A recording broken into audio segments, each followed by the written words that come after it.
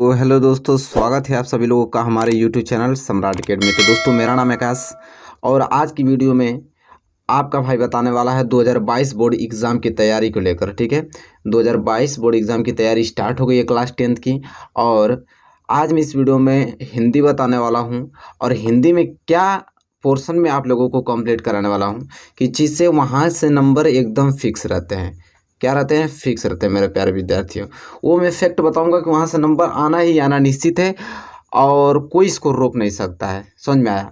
और वो मैं पोर्शन डिस्कस करने वाला हूँ अति लघु उत्तरीय प्रश्न उत्तर। जब शुरू के आप तब पेपर आप जब आपको मिलता है तो शुरू के जो क्वेश्चंस होते हैं वो अति लघु उत्तरीय प्रश्न उत्तर आते हैं और वैसे क्वेश्चन कम से कम रहते हैं 5 क्वेश्चन। कितने रहते हैं? 5 क्वेश्चंस रहते हैं और 5 क्वेश्चंस में कोई क्वेश्चन 1 नंबर का रहता है तो कोई क्वेश्चन 2 नंबर का रहता है। मतलब टोटल सब मिला के 8 नंबर एकदम क्लियर आता है, एकदम ये तो फिक्स रहता है। देखिए, इसमें झूठ बोलने वाली कोई बात नहीं है। ठीक है, मैं तैयारी करा रहा हूँ, मुझे मालूम है कि क्वेश्चंस कहाँ से आते हैं। 8 नंबर फिक्स क्वेश्चंस रहते हैं, वहाँ से आना ही आना निश्चित है। ठीक है, और चलिए इस वीडियो में सब कुछ मैं आप लोगों को ध्यान से देखिएगा वीडियो और अभी से आप लोग इन सारे क्वेश्चंस को प्रैक्टिस कर लीजिए याद करके, ताकि बोर्ड एग्जाम में कोई दिक्कत ना आ पाए। और नहीं तो हम इतना प्रैक्टिस करा दूंगा आप लोगों को कि ये क्वेश्चंस भी छूटने वाला नहीं है बोर्ड एग्जाम में। ठीक है, जितने फ्रेंड्स आपके हैं सबको कह दीजिए कि सबके यहाँ शेयर कर दीजिए और कह दीजिए कि चैनल को सब्सक्राइब कर लें, क्योंकि बहुत अच्छे तरीके से आप लोगों की जर्नी हमारे साथ चलने वाली है। बहुत अच्छे तगड़े से आप तैयारी करेंगे। तो चलिए पहले टॉपिक हम स्टार्ट करते हैं। पहले उन क्वेश्चनों को हम लोग कवर कर लें जो 8 नंबर यहाँ से हमें क्या दिलाएगा? फिक्स। ठीक है, चलिए तो देखिए मेरे प्यारे विद्यार्थियों, यहाँ से एक एक क्वेश्चन मैं आप लोगों को सुनाऊंगा, पढ़ पढ़ के ध्यान से नोट कीजिए। पहला क्वेश्चन आप मतलब खुद समझदार हैं, पेपर प्रैक्टिस सेट दिए होंगे, पढ़े होंगे, आपको मालूम होगा कि इस प्रकार के क्वेश्चंस आते हैं कि नहीं। पहला प्रश्न 2 तरीके से पूछता है। पहला, शुक्ल युग के 2 नाटककारों के नाम लिखिए। शुक्ल युग पूछेगा ना कि शुक्ल युग के 2 नाटककारों के नाम लिखिए। अगर 2 दे दिया तो समझ लीजिए कितने नंबर का हो गया? ये 2 नंबर का। कितने नंबर का हो गया? 2 नंबर का। ठीक है, 2 नाटककार का नाम लिखेंगे तो 2 नंबर आपको मिल जाएगा। तो क्या पूछा है? शुक्ल युग। शुक्ल युग के 2 नाटककार का नाम पूछा है। या तो देखिए ये प्रश्न दे देगा, या तो आपको इसी प्रश्न को इस प्रकार भी पूछ लेता है कि प्रसाद युग के किसी एक नाटककार का नाम लिखिए। तो मतलब हमको एक चीज मालूम चल गया कि प्रसाद युग या शुक्ल युग के जो नाटककार है एक ही होते हैं। समझ में आया? तो प्रसाद युग के किसी एक नाटककार का पूछेगा तो आप वही नाम लिख देंगे जो शुक्ल युग के नाटककार हैं, या तो शुक्ल युग के पूछेगा तो प्रसाद युग के जो है वही हो जाएंगे।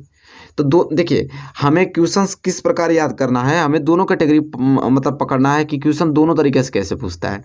जैसे शुक्ल युग के 2 नाटककार पूछा है, यहाँ प्रसाद युग के किसी एक नाटककार का। तो किसी एक अगर पूछेगा तो यही प्रश्न कितने नंबर का हो जाएगा? 1 नंबर का, क्योंकि एक नाटककार का नाम बता रहे हैं आप।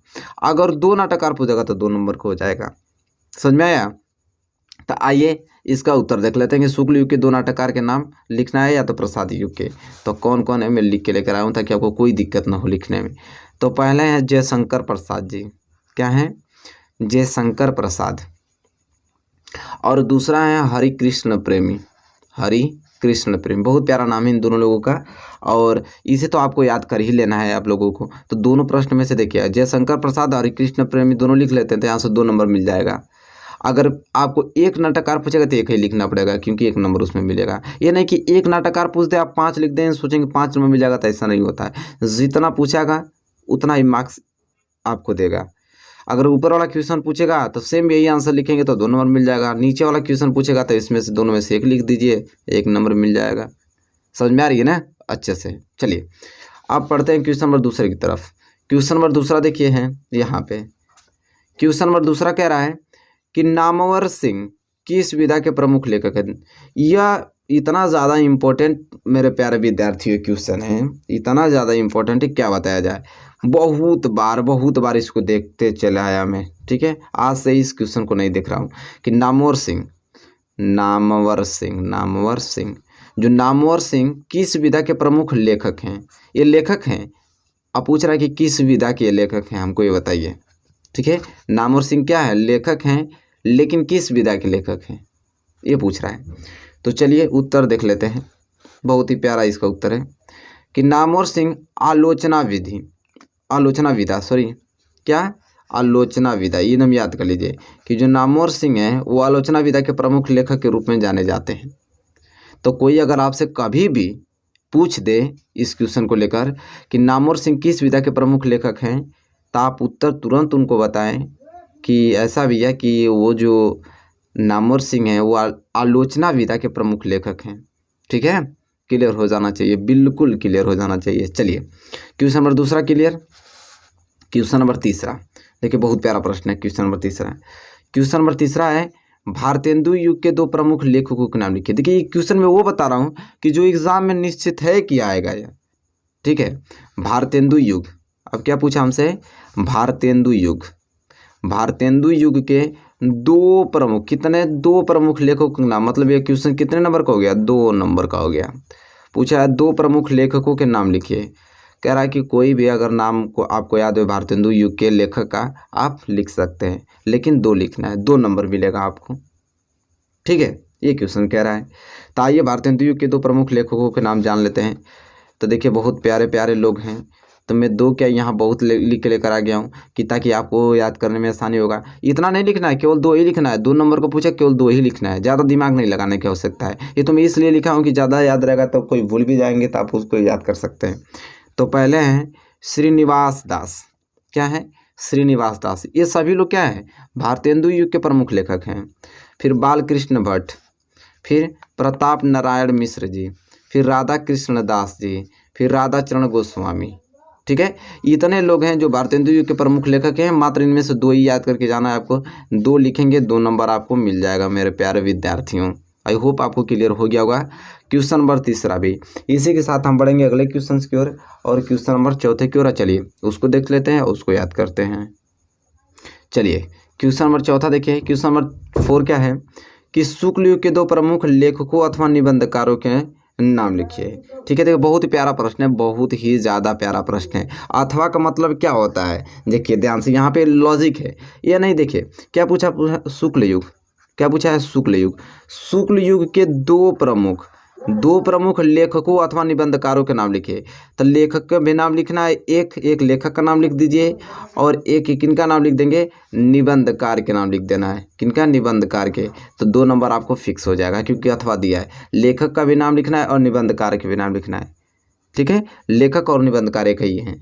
ठीक है, लेखकों अथवा निबंधकारों के नाम लिखिए, इस प्रकार क्वेश्चन पूछता है। नहीं तो देखिए एक क्वेश्चन इस प्रकार पूछ देता है कि शुक्ल युग के 2 प्रमुख लेखकों के नाम लिखिए, सिर्फ इस तरह पूछेगा, शुक्ल युग के 2 प्रमुख लेखकों के नाम लिखिए। या तो इस क्वेश्चन किस प्रकार पूछेगा, शुक्ल युग के 2 प्रमुख निबंधकारों के नाम लिखिए। इसमें दोनों दे दिया। ठीक है, तो देखिए मेरे प्यारे विद्यार्थी इसका उत्तर कैसे लिखेंगे। ठीक है, बहुत ही प्यारा उत्तर इसका कि शुक्ल युग, क्या है, शुक्ल युग। शुक्ल युग के 2 प्रमुख लेखक कौन कौन है, आचार्य रामचंद्र शुक्ल जी। पहला क्या है, आचार्य रामचंद्र शुक्ल जी, और दूसरा बाबू गुलाब राय लेखक। ये जो 2 लोग हैं ये शुक्ल युग के 2 प्रमुख लेखक अथवा निबंधकार के नाम हैं। और मेरे प्यारे विद्यार्थियों आपको तो याद करना ही करना पड़ेगा क्योंकि ये क्वेश्चंस आते ही आते हैं। ठीक है, क्लियर हो गया क्वेश्चन नंबर 4। चलिए क्वेश्चन नंबर 5 की तरफ बढ़ते हैं। क्वेश्चन नंबर 5, क्वेश्चन नंबर 5 है रानी केतकी की कहानी। रानी केतकी, बहुत अच्छा प्रश्न है। रानी केतकी की कहानी और कलम का सिपाही के लेखक का नाम लिखिए। रानी केतकी की कहानी और कलम का सिपाही के लेखक का नाम लिखना है। तो रानी केतकी की कहानी का नाम लिखेंगे, उनके लेखक का नाम तो 1 नंबर उनका वहाँ से मिल जाएगा, और कलम के सिपाही के जो लेखक है उनका नाम लिखेंगे तो 1 नंबर यहाँ से। मतलब टोटल यह जो क्वेश्चन है कितने नंबर का है, 2 नंबर का क्वेश्चन है। कितने नंबर का है, तो 2 नंबर का। ये जानते हैं इसका उत्तर कि रानी केतकी की कहानी के लेखक कौन है और कलम के सिपाही के लेखक कौन है। तो उत्तर देखिए सब क्लियर हो जाएगा। उत्तर में लिखा है कि रानी केतकी की कहानी, रानी केतकी की कहानी के लेखक का नाम क्या है, मुंशी इंसा अल्लाह खान। क्या नाम है, मुंशी इंसा अल्लाह खान रानी केतकी की कहानी के लेखक हैं। वह कलम के सिपाही के लेखक का नाम है अमृत राय। क्या है, अमृत राय। तो याद हो गया ना आपको, रानी केतकी की कहानी के लेखक कौन है, मुंशी इंसा अल्लाह खान, और कलम के सिपाही के लेखक कौन है, अमृत राय जी हैं। क्लियर हो रहा ना, सब कुछ क्लियर हो जाना चाहिए मेरे प्यारे विद्यार्थियों। 2 नंबर आपको मिल जाएगा। क्लियर, चलिए क्वेश्चन नंबर 5वां क्लियर। क्वेश्चन नंबर 6वें की ओर चलते हैं। क्वेश्चन नंबर 6वां है, नामवर सिंह किस विधा के प्रमुख लेखक हैं? नामवर सिंह किस विधा के प्रमुख लेखक है? हमको लगता है कि ये प्रश्न अभी जस्ट हम लोग करके आए हैं, दोबारा मैं लिख दिया हूँ। नामवर सिंह किस विधा के प्रमुख लेखक है? नामवर सिंह आलोचना विधा के प्रमुख लेखक हैं। अभी तो हम लोग जस्ट पढ़े हैं। देखिए इतना ज़्यादा इंपॉर्टेंट है कि मैं इसको 2 बार लिख दिया हूँ कि कहीं छूट ना जाए। यह प्रश्न वेरी वेरी मोस्ट इंपॉर्टेंट है। समझ में आ रहा है ना आपको? जो मैं आपको बता दे रहा हूँ समझ लीजिए कि एकदम किसी कीमत पे उसको याद करके जाना है, ठीक है। चलिए 7वें की तरफ बढ़ते हैं। 7वां है कि किसी एक, कितने नंबर का क्वेश्चन आ गया? 1 नंबर का, क्योंकि एक ही लिखना है। किसी एक नाटककार का नाम लिखिए। कोई भी एक नाटककार का आपका नाम लिख देना है। किसी एक नाटककार का नाम लिखना है। मेरे प्यारे विद्यार्थियों आइए देख लेते हैं। कोई भी एक नाटककार का नाम लिख सकते हैं, कोई भी मेरे प्यारे विद्यार्थियों। तो भारतेंदु हरिश्चंद्र के बाद, भारतेंदु हरिश्चंद्र के बाद प्रमुख ऐतिहासिक नाटककार हैं। देखिए जो भारतेंदु हरिश्चंद्र थे वो नाटककार थे। उनके बाद जो है एक प्रमुख ऐतिहासिक नाटककार हैं, वो हैं श्री जयशंकर प्रसाद जी। ये प्रमुख ऐतिहासिक नाटककार हैं श्री जयशंकर प्रसाद जी। समझ में आया? तो इनका नाम ही आपको याद कर लेना है। 1 नंबर आता है आप लोगों को। किसी एक नाटककार का नाम लिखिए। अगर यही पूछेगा किसी 2 नाटककार का नाम लिखिए तो 2 लिखना पड़ेगा, 2 नंबर का बन जाएगा क्वेश्चन। तो आई होप आपको क्लियर हो गया होगा प्रश्न नंबर 7वां, लेकिन एक ही पूछा जाता है, ठीक है। चलिए प्रश्न नंबर 7वां क्लियर हो गया। प्रश्न नंबर 8वें की तरफ बढ़ते हैं। चलिए मेरे प्यारे विद्यार्थियों प्रश्न नंबर 8वां देखिए। प्रश्न नंबर 8वां है, शुक्लोत्तर युग क्या है? शुक्लोत्तर, शुक्लोत्तर युग के किसी एक प्रसिद्ध आलोचक का नाम लिखिए। किसी एक प्रसिद्ध, 1 नंबर का प्रश्न आपका आ गया। कह रहा ना कि जो शुक्लोत्तर युग है, शुक्लोत्तर युग के किसी एक प्रसिद्ध आलोचक का नाम लिखना है। किसका? आलोचक का नाम लिखना है। किसी एक प्रसिद्ध आलोचक का नाम लिखना है मेरे प्यारे विद्यार्थियों। तो आइए देख लेते हैं किसी एक प्रसिद्ध आलोचक का नाम। तो देखिए मेरे प्यारे विद्यार्थी उत्तर क्या लिखेंगे कि शुक्लोत्तर युग के किसी एक प्रसिद्ध आलोचक का नाम पूछा है ना। तो देखिए क्या लिखेंगे हम लोग यहाँ पे 2 बता दे रहा हूँ कि दोनों में से, ताकि आपको कोई एक याद हो जाए। एक ही लिखना है, 2 नहीं लिखना है, केवल एक ही लिखना है। अगर यही पूछ दे कि शुक्लोत्तर युग के किसी 2 प्रसिद्ध आलोचक का नाम लिखिए तो दोनों लिख दीजिएगा, 2 नंबर मिल जाएगा। तो क्या कौन कौन है लोग? तो पहला है आचार्य हजारी प्रसाद द्विवेदी जी, आचार्य हजारी प्रसाद द्विवेदी जी। और दूसरे हैं पंडित नंद दुलारे वाजपेयी। कौन? पंडित नंद दुलारे वाजपेयी जी हैं। तो मेरे प्यारे विद्यार्थियों इस प्रकार इन दोनों लोगों का नाम याद कर लेना है। ये जो हैं शुक्लोत्तर युग के प्रसिद्ध आलोचक हैं, ठीक है। क्लियर? प्रश्न नंबर 8वां। चलिए प्रश्न नंबर 9 की ओर बढ़ चलते हैं। चलिए मेरे प्यारे विद्यार्थी देखिए प्रश्न नंबर 9। प्रश्न नंबर 9 है कि शुक्लोत्तर युग की समय सीमा बताइए। अभी अब जो हम लोग प्रश्न 8वां देखे हैं वो क्या था? प्रश्न नंबर 8वां, प्रश्न नंबर 8वां था कि शुक्लोत्तर युग के किसी एक प्रसिद्ध आलोचक का नाम पूछा था। लेकिन अब यही चीज़ यहाँ पूछ दिया कि जो शुक्लोत्तर युग है उसकी समय सीमा क्या है। क्या समय सीमा क्या है ये पूछ रहा है मेरे प्यारे विद्यार्थी। बहुत ही ज़्यादा इंपॉर्टेंट है। पूछ रहा है शुक्लोत्तर युग की समय सीमा बताइए। तो आइए जान लेते हैं शुक्लोत्तर युग की समय सीमा क्या है। तो सन 1938 से, सन 1938 से सन 1947 तक के काल को हम क्या कहते हैं? शुक्लोत्तर युग कहा जाता है।